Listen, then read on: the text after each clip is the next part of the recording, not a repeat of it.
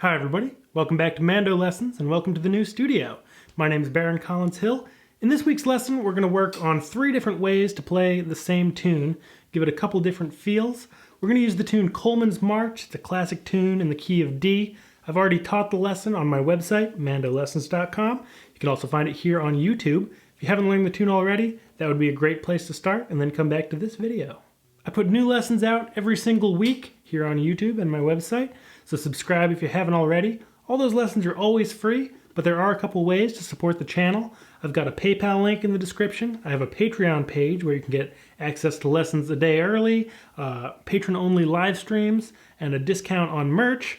And merch is the third way you can support me. Again, links in the description. I've got t-shirts, bags, sweatshirts, stickers, all that sort of stuff. Take a look around and see if there's something you like. Getting back to the music though, Coleman's March in the key of D. I'll play it first as the skeleton of the tune, just simply as I taught it in the Coleman's March lesson, and then I'll talk about the 3 different ways that I approach the tune. 1, 2, 3, 4.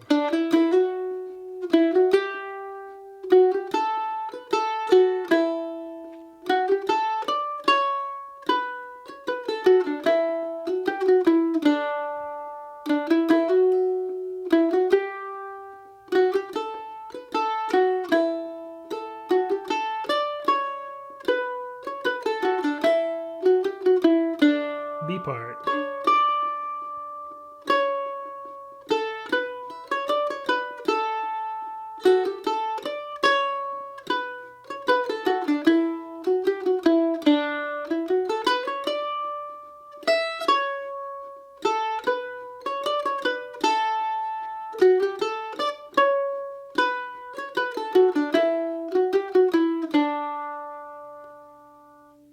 So there it is, what I call the skeleton of the melody, nothing fancy thrown in there, just a great starting point.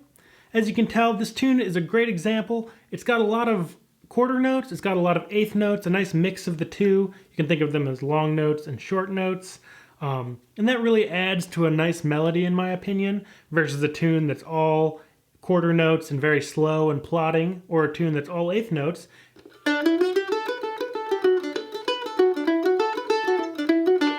A tune like Fisher's Hornpipe, which I didn't play right there, but it takes away some of the space that often is required when you want to think about altering the tune, like the ways I'm going to be talking about.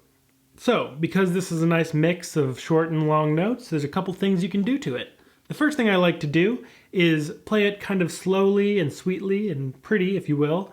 It requires some double stops and a little bit of cross-picking, and leaving a lot of space in the tune, maybe bringing down the tempo just a little bit, and it sounds something like this.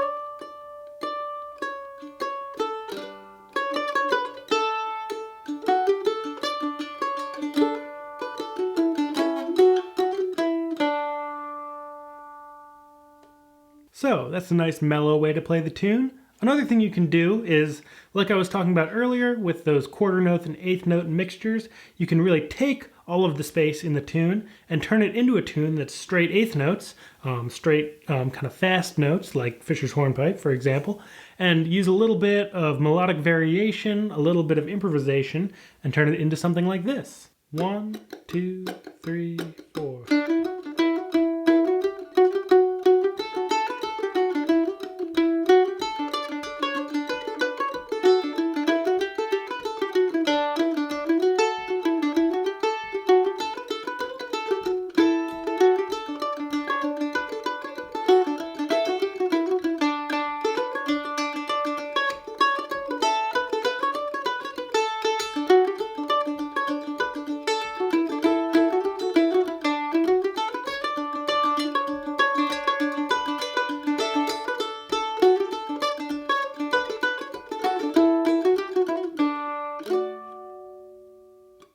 It's a great way to spice up the tune a little bit. It's a great exercise for working on melodic variation without losing the tune entirely.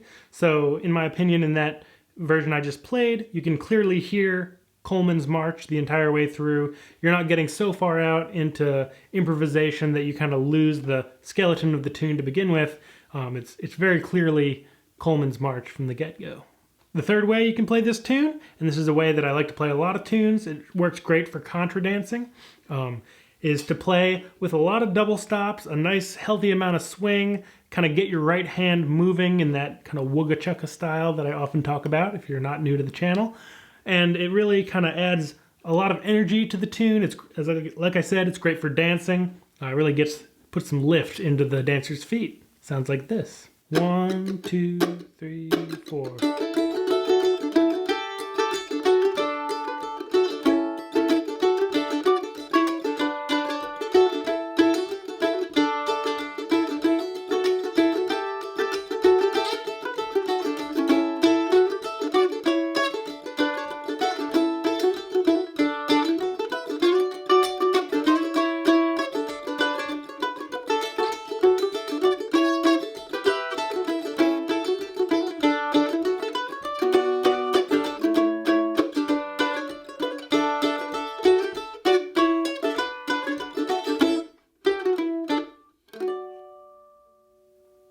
So in that example, still leaving some space, you're not filling in all of the quarter notes into a constant stream of eighth notes.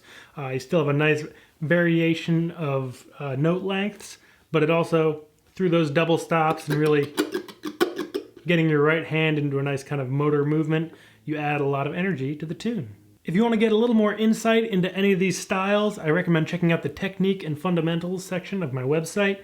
You can learn everything from how to cross-pick, like I did in that first section, to kind of that melodic variation style that I did in the second version, to adding double stops and groove like I did in the third.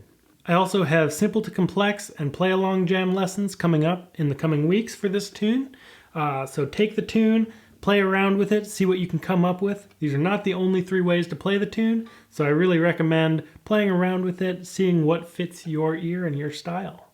I hope you enjoyed the lesson. Like I said, lots more lessons over at mandolessons.com and here on the YouTube channel. Subscribe if you haven't already, and I look forward to seeing you in the next one. Bye-bye.